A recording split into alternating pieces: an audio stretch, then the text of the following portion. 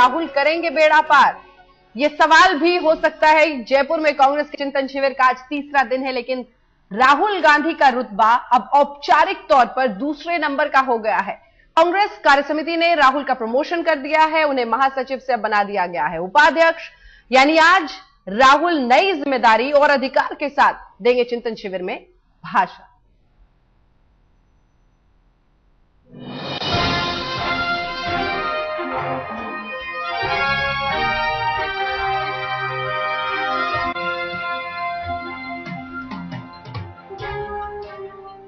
इन फूलों की महक की तरह अब राहुल का राज भी चारों ओर होगा।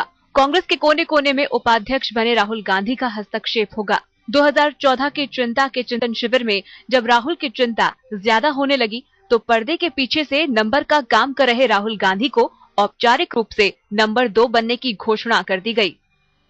With his appointment as Vice President of the Indian National Congress today, Shri Rahul Gandhi has been elevated to the number 2 position in the Congress Party.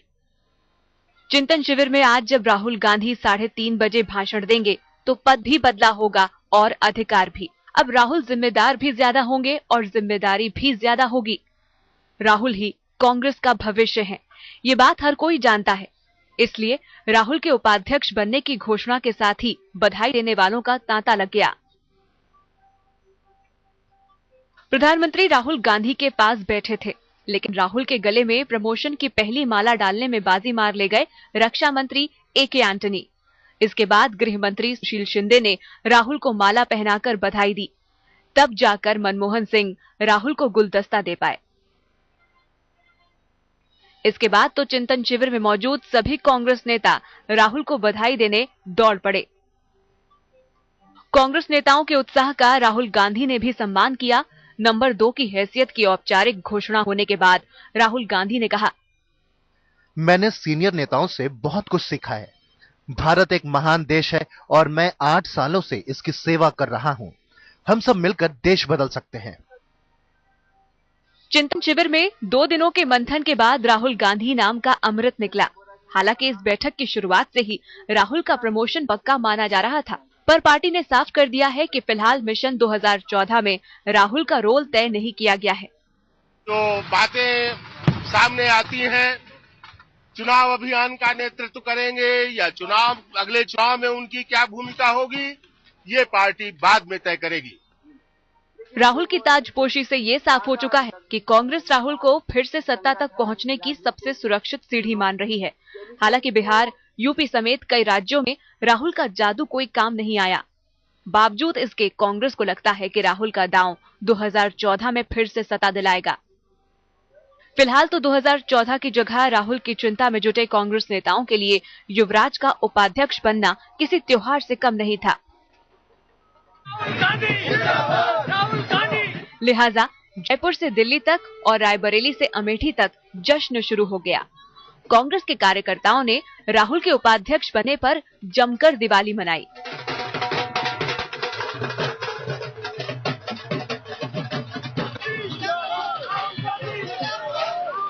अब इस दिवाली को राहुल जीत की होली में बदल पाते हैं या नहीं, इसका जवाब तो 1.5 साल बाद यानी 2014 में ही मिलेगा। 6 साल पहले कांग्रेस का महासचिव पद संभालने के बाद राहुल गांधी ने युवक कांग्रेस और NSUI के काम करने के तौर तरीके बदल दिए थे और अब कांग्रेस पार्टी राहुल की तरफ देख रही है कि पार्टी को नया कलेवर दें, नई दिशा दें, नई नीति दें। लेकिन मौजूदा माहौल में ये राहुल गांधी के लिए आसान काम नहीं है। जयपुर से शरद कुमार, संदीप सोनवलकर और सुमित अवस्थी के साथ आज तक ब्यूरो।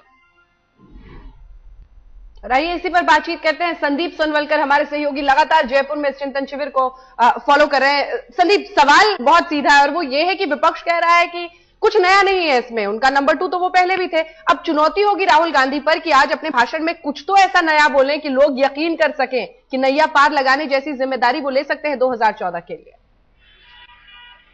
देखिए अंजना, इंदिरा गांधी ने राहुल शब्द का अर्थ बताया था, उसका मतलब होता है सबको बांध कर चलने वाला। यही मुश्किल राहुल के सामने सबसे बड़ी है कि वो सबको बांध कर आगे ले पाएंगे या नहीं। जहां तक पार्टी का सवाल है, सबको बांधना वहां मुश्किल है, सीनियर नेताओं के तमाम मतभेद हैं। जहां गठबंधन का सवाल है, वहां भी राहुल कमजोर नजर आते हैं। तो अगली सरकार राहुल बना पाएंगे या नहीं, एक बहुत बड़ा सवाल है। यही चुनौतियां यहाँ सामने आएंगी। लेकिन राहुल फिलहाल जो आज जो जानकारी है, फिलहाल जो बोलेंगे उसमें बात पर खास तौर पर जोर देंगे कि संगठन में वो क्या बदलाव चाहते हैं। जैसे पहला बड़ा बदलाव ये कहना चाहते हैं कि जो पदाधिकारी हैं, डीसीसी और पीसीसी के जो अध्यक्ष हैं, वो चुनाव न लड़े, पूरी तरह से ध्यान दें संगठन को बढ़ाने। ये बड़ा बदलाव है। दूसरी बात, दो बार जो चुनाव हार चुका उसको टिकट न दी जाए, एक बड़ी बात आज के संगठन के उसमें कही जाएगी। तो राहुल संगठन को बदलने में जोर दे रहे हैं और एक बड़ा प्रस्ताव आने वाला है कि युवाओं के लिए 40% का कोटा रखा जाए। यानी राहुल की जो शुरुआत है वो साफ बताती है कि पुराने लोगों को अब हटने का या रिटायर होने का वक्त आ गया। यही राहुल की मुश्किल है कि पुराने लोगों और नयों के बीच में पुल का काम वो कर पाएंगे या नहीं। लगातार सवाल उठते रहे। जी अंजना। लेकिन संदीप, मेरा सवाल ये था कि ठीक है, संगठन के अंदर वो ये सब काम करेंगे, लेकिन देश तो ये देखना चाहेगा ना, क्योंकि इवेंचुअली वो नंबर 1 तक पहुंचने की जो रेस है उसमें क्या वो कुछ चुनावी जिम्मेदारियां लेंगे? क्या वो अपने स्तर पर, क्योंकि प्रधानमंत्री बनने का पद हमेशा लगातार उनके लिए ये बात कही जाती रही है कांग्रेसियों की तरफ से दबे स्वर में, क्या उसका कोई रोड मैप आज दिख सकता है? बिल्कुल, देखिए अभी नवंबर के महीने में एक घोषणा हुई थी कि राहुल को जो चुनाव की पूरी समिति है कांग्रेस का, उसको अध्यक्ष बनाया गया। तभी उनके बड़े रोल की संकेत दे दिया गया था कि पूरे चुनाव समिति के अध्यक्ष हैं, वही तय करेंगे कि कैंडिडेट कैसे तय होगा, वही तय करेंगे कैंपेन कैसे होगा और वही तय करेंगे कि सरकार कैसे बनेगी। एंटोनी की समिति में हालांकि बनाई गई है जो गठबंधन तय करेगी, लेकिन राहुल की मुख्य भूमिका तभी से तय हो गई थी। यही सवाल है कि राहुल को प्रधानमंत्री बनाने के लिए किस तरह कोशिश की जाए। लेकिन बड़ा सवाल जो लोगों के मन में लगातार रहता है कि राहुल इतना हिचक हिचक कर आगे बढ़ते हैं तो आखिरकार कैसे देश की जिम्मेदारी संभालेंगे, क्योंकि तमाम बड़े मुद्दों पर आज तक वो नहीं बोलते आए हैं, लेकिन अब उनको बोलना पड़ेगा। अब सवालों के जवाब देने पड़ेंगे। तमाम मुद्दे हैं, चाहे महंगाई का हो, चाहे भ्रष्टाचार का हो, या भी हाल की जो घटना हुई दिल्ली गैंगरेप की, तो सवालों के जवाब कैसे देंगे राहुल? बिल्कुल। और सभी को याद होगा रामलीला मैदान में संदीप जब वो आए थे और रोटी की बात उन्होंने कही थी शक्ति प्रदर्शन के दौरान, बहुत बात जमी नहीं थी। क्या नए तेवर और नए एक तरह से फॉर्मूला या फिर बातचीत के साथ वो आगे आएंगे, इस पर होगी नजर। संदीप सोनवलकर हमारे सहयोगी दे रहे थे जानकारी। कांग्रेस में भले ही राहुल नंबर 2 पर आ गए हो, लेकिन युवाओं के बीच वो नंबर 1 है। जयपुर में कांग्रेस के चिंतन शिविर में राहुल के प्रमोशन का जैसे ही ऐलान हुआ, पार्टी के तमाम नेताओं ने उनकी जय जयकार शुरू कर दी। आज देश में 40% से ज्यादा लोग नौजवान हैं, तो उनकी आवाज अगर किसी संगठन में नहीं सुनाई देगी, उनके आइडियाज फॉर्मुलेट नहीं होंगे, तो मैं समझ सकता हूं जो भी चिंतन होगा उनके बिना, उनकी आवाज के बिना नहीं हो सकता है। वो बदलाव देखा और मैं समझ सकता हूं कि आज अवश्य वो उपाध्यक्ष बने हैं, पर तमाम चुनौतियां हैं। और मैं इतना आपको बता सकता हूं कि कांग्रेस कार्यकर्ता या कांग्रेस नेता उनके कंधे से कंधे मिलाकर उन चुनौतियों के साथ लड़ने के लिए तैयार है। उन्होंने ये जिम्मेदारी एक्सेप्ट कर ली है। इसमें युवाओं को, हम जैसे लोगों को बहुत खुशी है और ये आने वाले समय में राहुल गांधी जी हमारी पार्टी का नेतृत्व करेंगे और मजबूती से हम लोग उनके नेतृत्व में काम करेंगे। जहां युवाओं की समस्याएं हैं, उनकी आकांक्षाएं हैं, उनकी उम्मीदें हैं देश की जनता की, उस पर खरा उतरने का प्रयास करेंगे। हम मेरे लिए व्यक्तिगत कांग्रेस पार्टी के वर्कर की तरफ से मैं समझता हूं एक बहुत ही ऐसा कदम है जिससे दुगनी ऊर्जा और ताकत के साथ हम लोग अब जनता के बीच जा सकते हैं। और जैसा मैंने पहले कहा, वो एक जोड़ने वाले नेता है। वो जाति, धर्म, बिरादरी, संप्रदाय, भाषा से ऊपर उठकर सबको साथ लेकर चलने की क्षमता रखते हैं। इसलिए उनके काम और नाम के साथ पूरा कांग्रेस पार्टी जुड़ेगा। नयापन तो कांग्रेस में हमेशा रहता है और हमेशा समय समय पर जब समाज में, आर्थिक समाज में, देश में बदलाव आता है, उसके अनुकूल कांग्रेस हमेशा अपने आप को बदलती रही है और इसीलिए हम जीवित भी रहे हैं और अब हमेशा एक रेलेवेंट पार्टी, बल्कि देश की मुख्य पार्टी बनकर रहे हैं। जब समय बदलता है तो नई जरूरतें बदलती है, नए नेतृत्व की भी कभी कभी आवश्यकता होती है, क्योंकि नेतृत्व एक तरीके से अपनी बात कहता है और उस संदर्भ में भी इस बदलाव को देखना चाहिए। अपने कांग्रेस नेतृत्व को इस बात का धन्यवाद देते हैं कि जो जनमानस चाह रहा था, जो देश चाह रहा था, देश का नौजवान चाह रहा था, उसकी आवाज को सुनकर के राहुल जी को जिम्मेदारी दी गई। और दूसरी बधाई राहुल जी को, उन्होंने जिम्मेदारी स्वीकार की। नेशनल पर्सपेक्टिव का जो हमारा लीडर है, राष्ट्रीय आकर्षण वाला, राष्ट्रीय सूझबूझ वाला नेता जो है हमारा, वो सन 2014 के इलेक्शन में जब अगुवाई करने के लिए हमारे सामने होगा तो निश्चित रूप से पिछला विधानसभा का चुनाव, उसके नतीजे बेमाने हो जाएंगे और आने वाला दिन जो हम अच्छे एक नतीजों के बारे में सोच रहे हैं वो हमको दिखाई दे। सबको मिलकर उनको सपोर्ट करना चाहे तो मुझे पूरा यकीन है कि 2014 में कांग्रेस दोबारा सत्ता में आए। देश के अंदर आतिशबाजी हो रही है, युवाओं के अंदर एक खासी जोश है, जो एक बदलाव राहुल जी ने यूथ कांग्रेस और एनएसयूआई द्वारा एक पार्टी के अंदर इंटरनल डेमोक्रेसी की शुरुआत की थी, उसकी वजह से एक काफी जोश है। क्योंकि राहुल गांधी एक राष्ट्रीय परिवेश के अंदर एक राष्ट्रीय नेता है, और जो राष्ट्रीय नेता है उसकी गिनतियों में नहीं गिना जाता। और बाकी जिन लोगों के बारे में मुकाबले की बात कर रहे हैं, मैं इतना आपको बता दूं कि राहुल गांधी का मुकाबला किसी व्यक्ति से नहीं होगा। राहुल गांधी ने जो मुकाबले के लिए चैलेंज लिया है वो है इस देश को विकास की ओर ले जाने का, आखिरी कार्यकर्ता तक पहुंचने की, पार्टी के दरवाजे सबके लिए खोलने की। आज जो है ये जो युवाओं की भावना को देखते हुए पार्टी ने फैसला किया है। इससे निसंदेह पार्टी मजबूत होगी, पूरे देश के अंदर एक अच्छा संदेश जाएगा।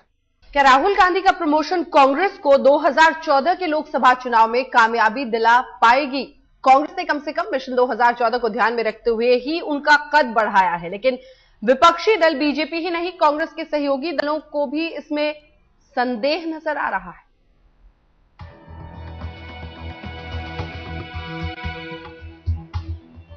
गुलाबी शहर जयपुर में कांग्रेस उपाध्यक्ष पद पर राहुल गांधी की ताजपोशी हुई और दिल्ली से लेकर अमेठी तक कांग्रेस में छा गया जश्न।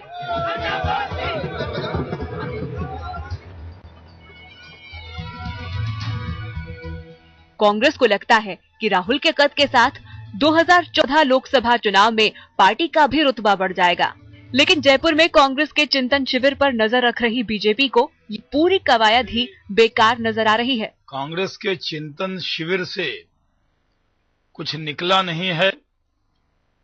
राहुल गांधी जी पहले भी कांग्रेस में नंबर 2 थे, और अगर वो उपाध्यक्ष बना दिए गए हैं तो ये कोई सरप्राइज नहीं है।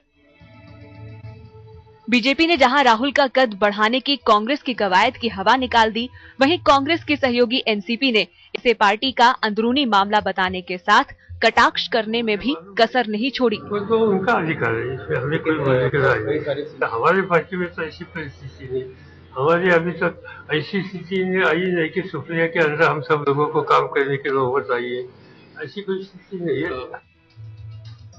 पवार साहब कहते हैं कि एनसीपी में ऐसी नौबत नहीं आई कि सुप्रिया सूले की अगुवाई में काम करना पड़े। उधर आरजेडी सुप्रीमो लालू प्रसाद इशारों ही इशारों में राहुल के अनुभव पर सवाल उठाने से नहीं चूके। तो राहुल गांधी को कांग्रेस पार्टी जिम्मेवारी देना चाहती है, इसमें खराबी क्या है बताओ?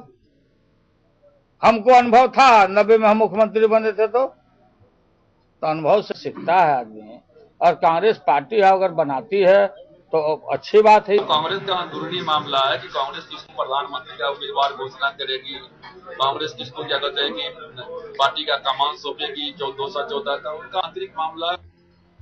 कांग्रेस राहुल से संजीवनी तलाश रही है। अगर राहुल कांग्रेस को संजीवनी देने में कामयाब रहे तो ये न सिर्फ बीजेपी बल्कि सहयोगी दलों के लिए भी मुश्किलें खड़ी करेगा। पटना से कुमार अभिषेक के साथ आज तक ब्यूरो।